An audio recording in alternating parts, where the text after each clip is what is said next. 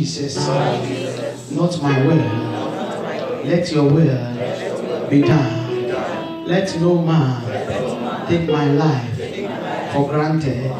Let that which you have prepared and taught and said and written concerning me alone come to pass. Say, I decree and declare that my coming here is not a mistake, and by all means, what the Lord has said concerning me, it shall be accomplished to the glory of God in Jesus' mighty name. Put your hands together for the living God.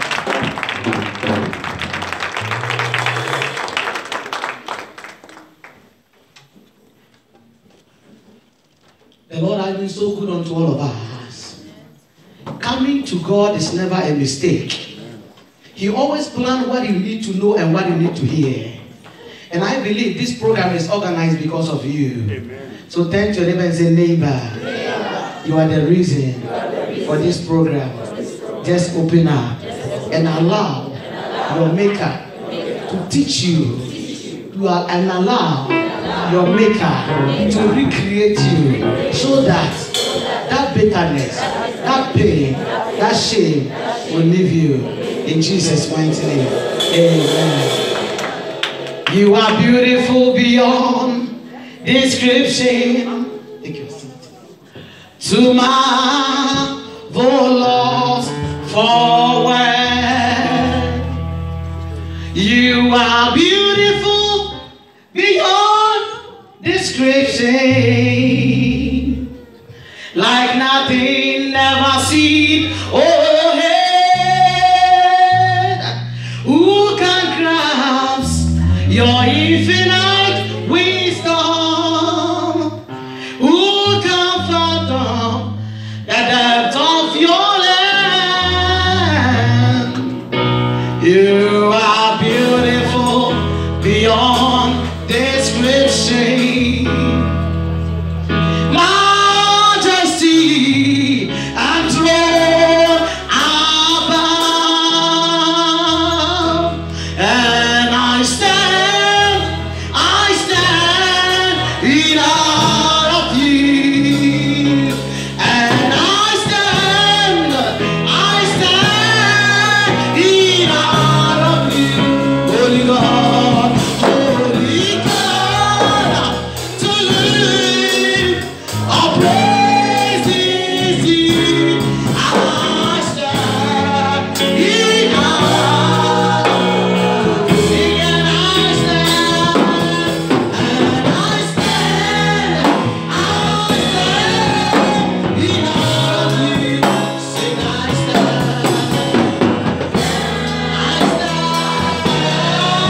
in awe of you. Holy God, to our praises you. I stand in awe.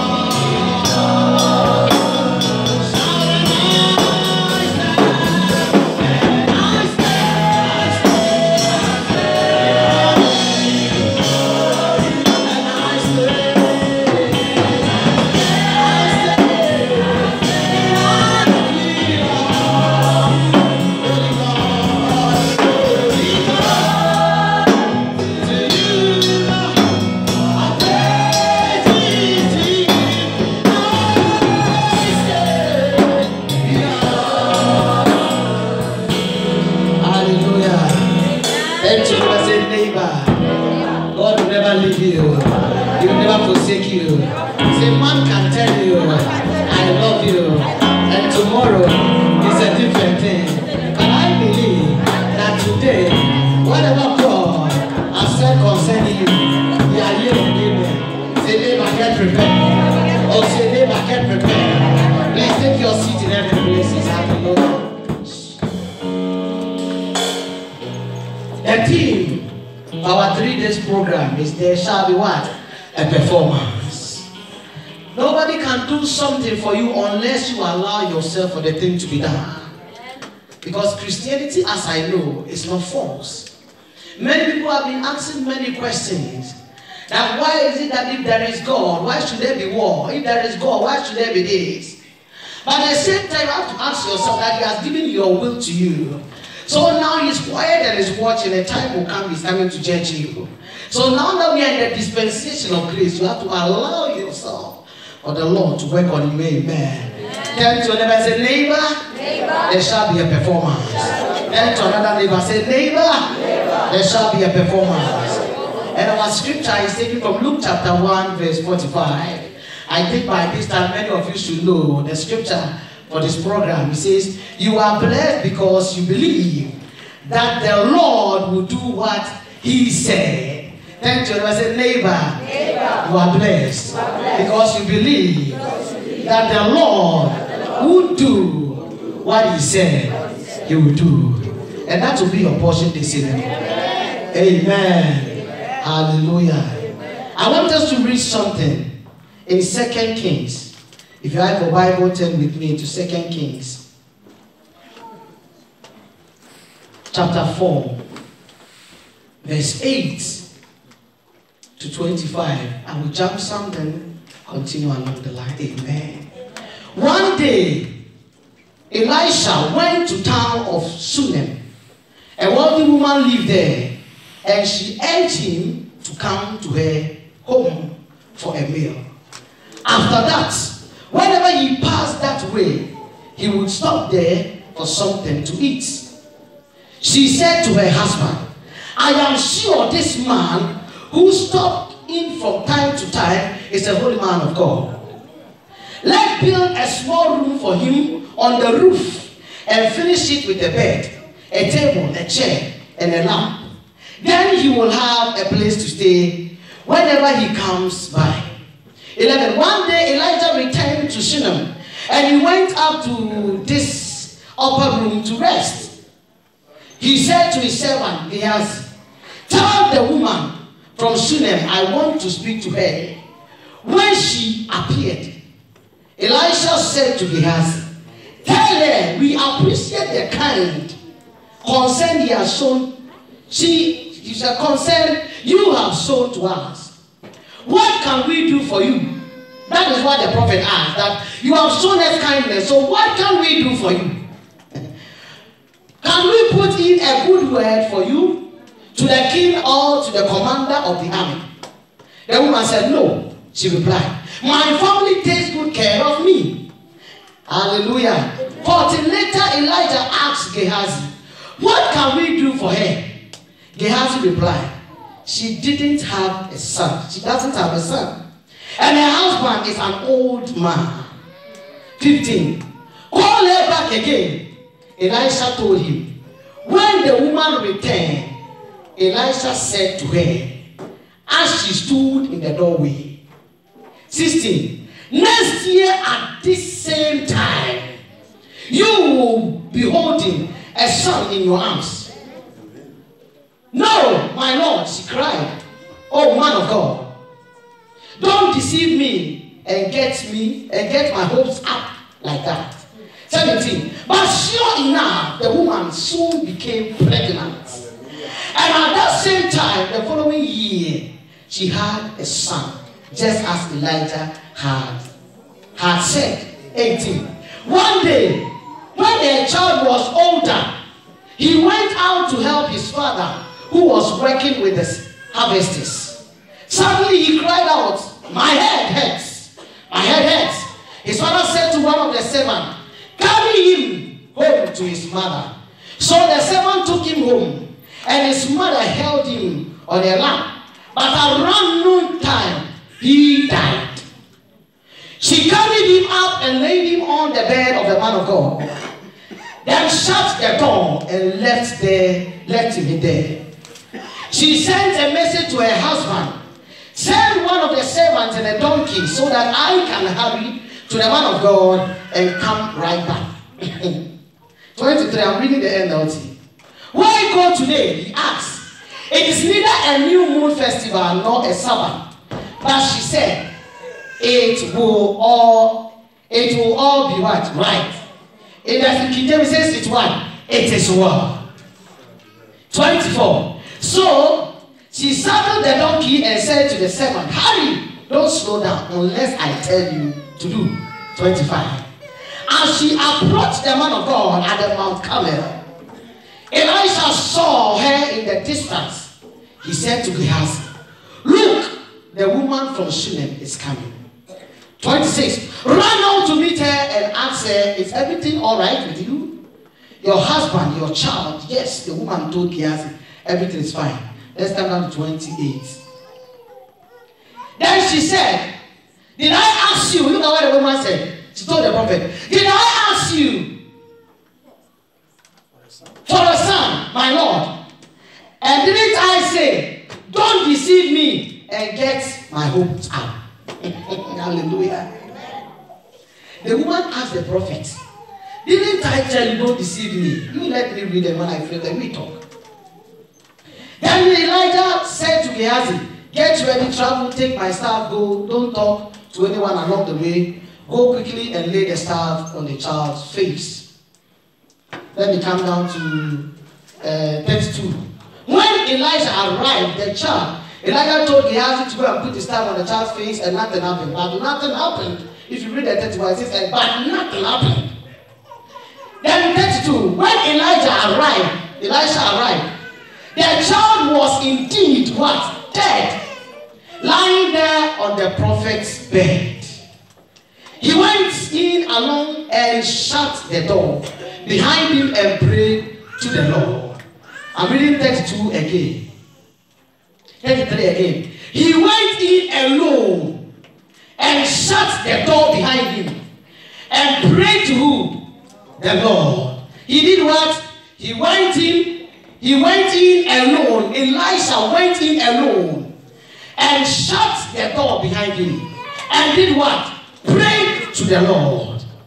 34. Then he lay down on the child's body, placing his mouth on the child's mouth, his eyes on the child's eyes, his hands on the child's hands, and as he stretched out on him, the child's body began to grow warm again. If you read down, if you go home, you want to read, you see that if the child's body became warm again, that means the child came back to life again. Now let me also read something. I want you to really have the 33 at the back of your mind. He went in alone and shut the door behind him and prayed to the Lord. The prophet went into the room alone. Gehazi was not there. The woman was not there. He went into the room alone and shut the door behind him and did what? Pray to God. Now let's come to the same 2 Kings chapter 2, the 2 Kings chapter 4, verse 4. That is when the prophet who died, the poor prophet who died, and the creditors were coming for his sons. And the woman went to the prophet. This is another story. When the woman went to the prophet told the woman that, my dear, what do you have? He told the woman, go and borrow vessels. Look at what the prophet also said. Elijah also said here. In 2 Kings chapter 4, verse 4. Then go, he says, if you read the 3, and Elisha said, borrow as many empty jars as you can from your friends and neighbors. Therefore, that's why I want you to lay emphasis. He says, then go into your house with your sons and shut the door. And do what? Shut the door behind you. Pour olive oil from your flask into the jar, setting each one aside when it is what?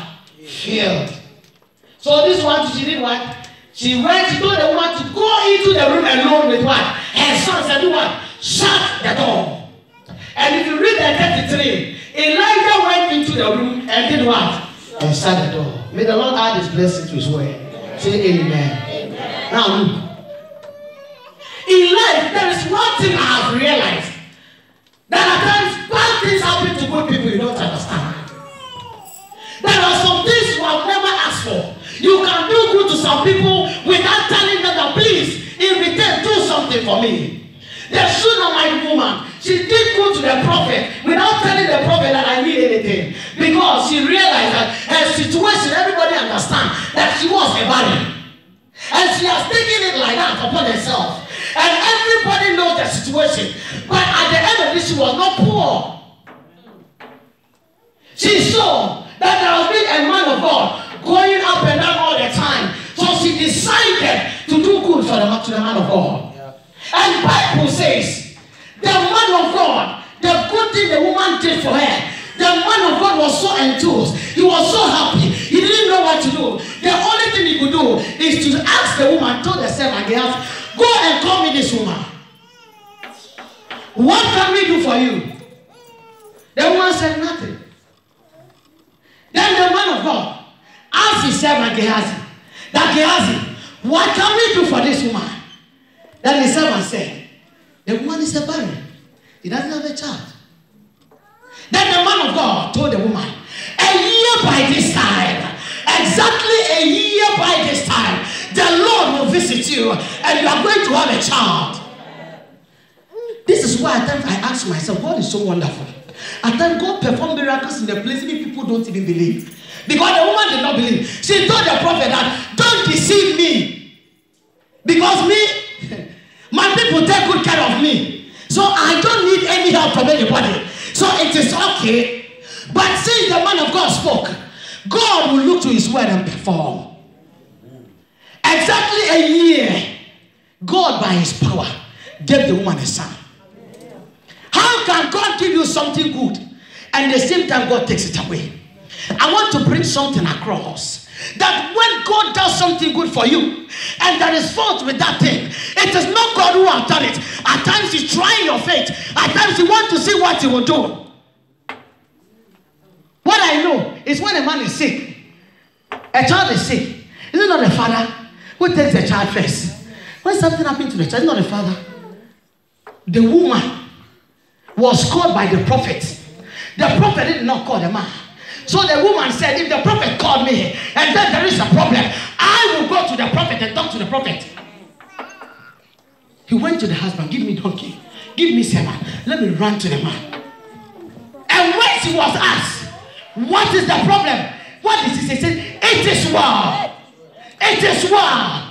How can you have a dead child at home and you say it is war? How can you go through poverty and come to church and dance and tell people it is war? How can you go through this shame? How can you go through this problem and tell people it is war?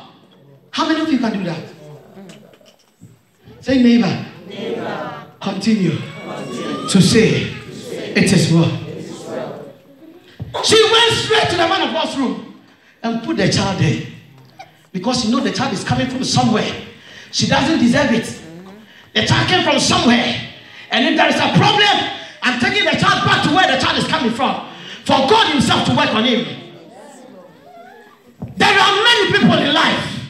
When something bad happened to you, that is when they will show you that they have wisdom. That is when they will talk to you as if they care. But behind them, in the back of their mind, is a big lie. It's not everybody who is part of your success story. If she had explained to many people, they would have told the woman, why do you bother yourself to go and put the dead child on the prophet's bed? Why? It's God who has given. It's God who has taken. So don't bother yourself. She didn't look at anybody. She didn't listen to anybody. When the man of God called the woman, nobody was there. How can she show the child to some people? If only you need a thing, that dead thing will come back to life. Oh. If only you need it, that dead thing will come back to life. She told herself that I will make sure when people saw me, I was a barren. And if today God has given me a child, it's a shame for me to tell these same people that the child is dead. So I will not take it. I have a very big God that went through this man who prophesied into my life. A year by this time it will come to pass. And it surely came to pass. I will not go to man. I will not go to doctor. I will not go to my husband. I will go to the source where the child comes from. She went back to the man of God. If it is now, some of us, let me tell you, there are some people who have been visiting your Facebook page just to see if you are alive. In good times and in bad times, continue to smile. Continue to take your own selfie. Polish your face. Look nice. Put it on WhatsApp. Put it on Facebook. Don't let your face tell your story. Don't let people read from your face what is happening to you. You give them the permission to work on you too much. Say, I refuse to give my enemies the permission. Say the power of God. There is a power. When the man of God, look, at times you do many directions, you don't see anything. God is still watching. If you keep coming to him, there is one great direction that will work for you. He sent the servant, take my staff, go and put it on him. He will get up. Did he get up? No. Do you know why it happened that way? If the staff had worked, that means some things can be done by some small things. But because God spoke through the prophet to the woman, God wants the prophet because the woman believed in that prophet. Go! The man went.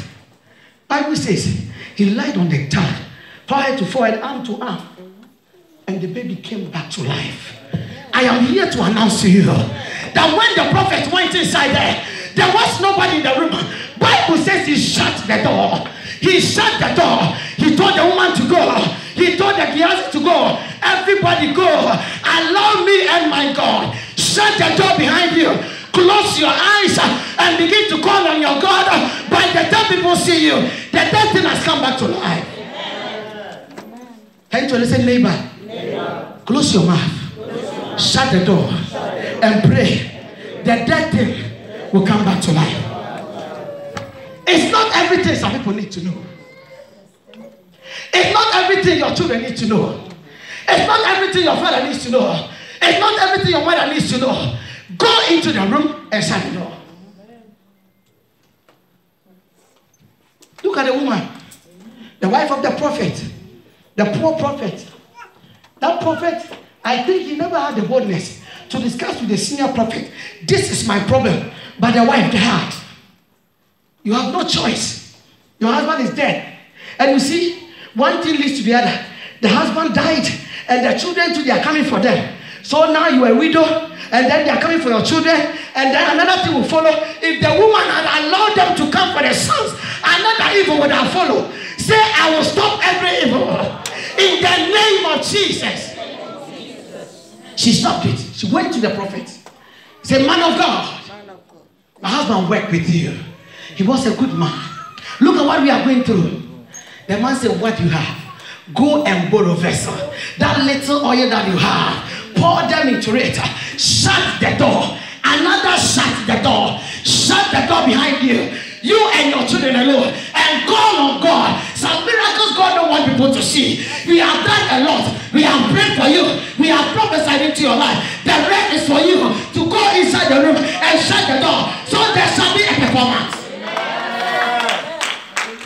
Say, I will shut the door. I will shut the door.